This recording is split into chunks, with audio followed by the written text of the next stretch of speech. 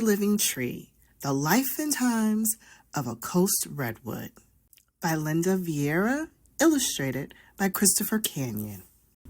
An essential question in this story is, how do forests and trees show change?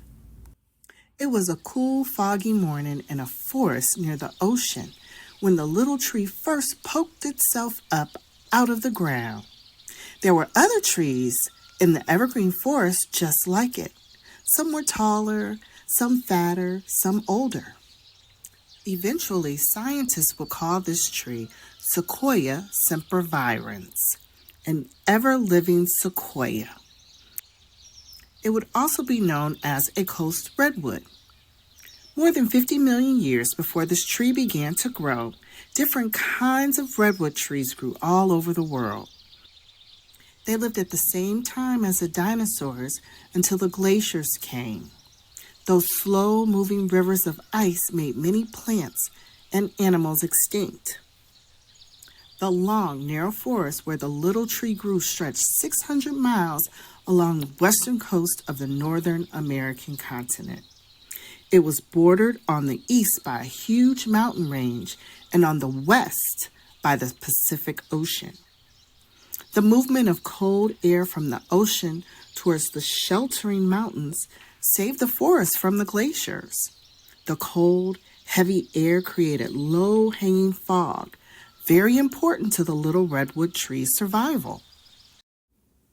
Halfway around the world, Alexander the Great of Macedonia perfected the use of catapults in battle and became one of history's greatest generals. Using elephants as beasts of burden, he led his conquering army through Greece to India and over much of the civilized world. Inspired by his teacher, Aristotle, he spread the ideals of Greek civilization throughout Europe and Asia. On the other side of the world, the little tree kept growing bigger. Time passed, and the new tree grew quickly. It spread its shallow roots far out under the floor of the forest. Its bark grew thicker. Like an outer skin, it protected the living part of the tree, a thin circle of cells under the bark called cambium. Every year, the cambium added a layer of bark towards the outside of the tree and a layer of new wood to the inside.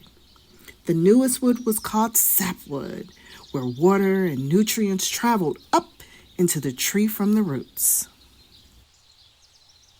The cambium added more and more rings of sapwood to the inside of the tree closest to its bark.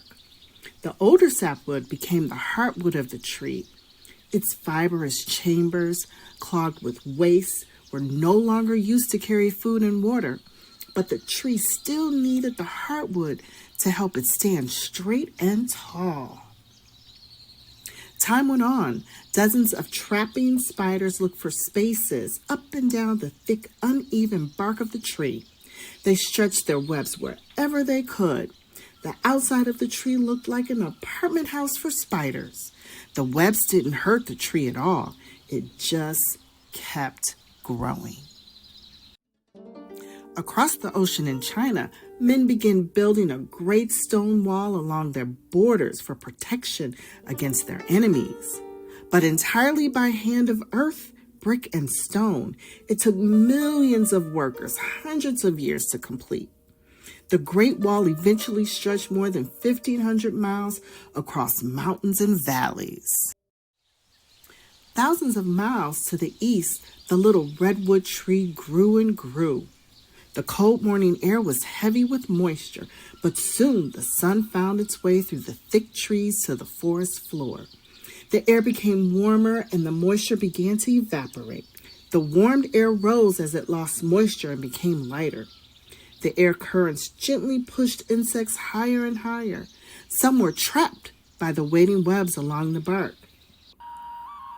A small group of native women came into the forest to collect acorns, pine nuts, ferns, and other plants beneath the tree. They belonged to a peaceful Native American tribe called Ohlone.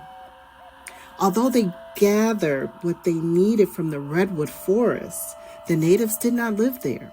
They considered the forest a sacred place with its giant trees and ferocious grizzly bears. They did gather quickly and left, thanking the Great Spirit for such bounty. A woodpecker landed on the tree, pecking a small hole into the thick bark. It ate the tiny insects living there. A gray squirrel ran up the tree and hid an acorn in the hole left by the woodpecker. The squirrel hid lots of acorns that year. Later, it forgot all about the one hidden in the woodpecker hole. Years went by. The cambium of the tree grew new bark over the hole. The little acorn was completely closed up inside the bark, and the tree kept on growing. Time went on. Augustus Caesar became the first emperor of Rome, marking the start of the powerful Roman Empire. The Roman Empire ruled many lands until the late 5th century. The tree was over 300 years old by then, still young for an ever-living sequoia. It stood almost 200 feet tall and measured about 20 feet around its base. One day there was a big fire in the forest and many trees burned. Flames ate into the redwood tree near the ground. Fire-resistant elements in the hardwood finally stopped the fire, leaving a low, hollowed-out cave inside. The cambium of the tree was not hurt badly by the fire. It continued to grow new bark around the opening of the cave. Over many years, the new bark almost closed up the opening while the inside stayed hollow. The tree grew on and on. Almost 9,000 miles southeast of the forest lay the continent of Africa. In a grassy savanna at the edge of the vast Sahara Desert, the kingdom of Canaan flourished as a major commercial center. Caravans brought metalware, horses, and salt from North Africa and Europe to trade there for ivory and kola nuts from the south. In the peaceful forest far away to the west, the redwood tree stood tall and strong. Tiny striped chipmunks ran up and down the tree. They nestled on a branch that grew in a strange and different way. The branch had become a burrow. Its wood was curled into a lump cozy enough for a chipmunk to rest upon. The burrow didn't stop the tree from growing higher and wider. But now it was over 250 feet tall. It was more than 50 feet around the bottom. It grew and grew and grew. A trader named Marco Polo traveled with his father and uncle from Europe to China. They were the first outsiders ever to be welcomed in China. They found gold, jewels, silk, and spices never before seen by Europeans.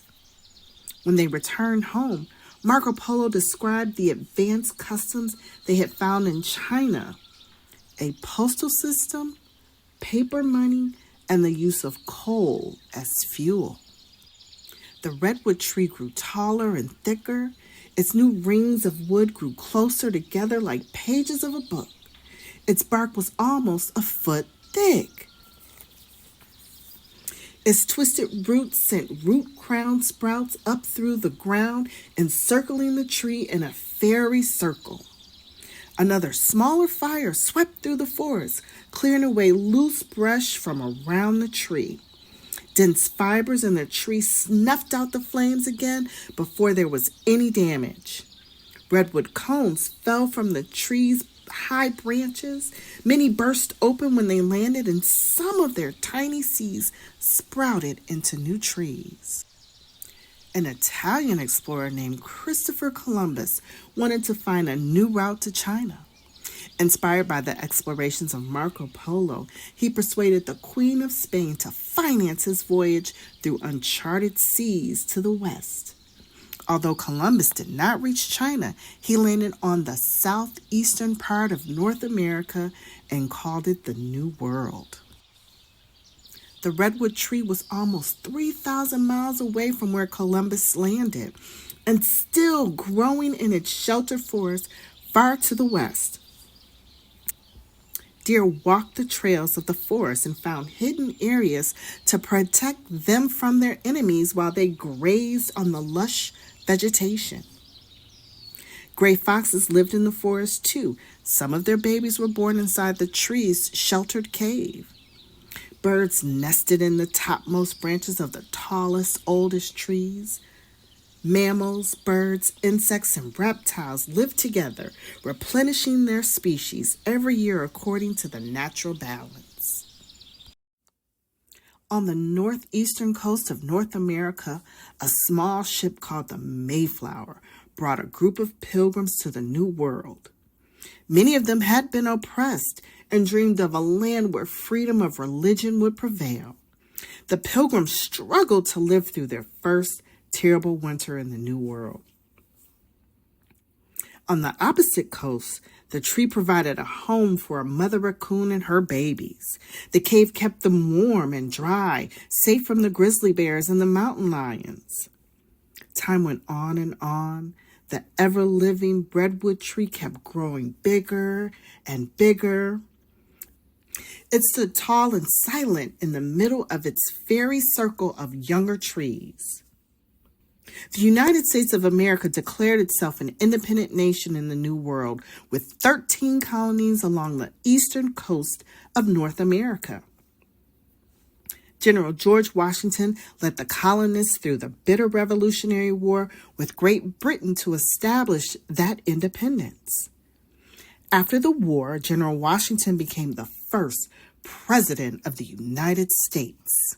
The giant redwood tree was now more than 300 feet tall, one of the tallest living things on the face of the earth. One day there was a terrible storm in the forest. Wind and rain lashed at the trees. Claps of thunder made the animals run and hide.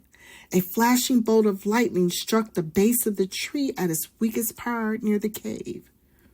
The tree fell over on its side with a tremendous crash. Its huge trunk broke into pieces when it hit the ground. Time went on. The life force of the ever-living sequoia would not die.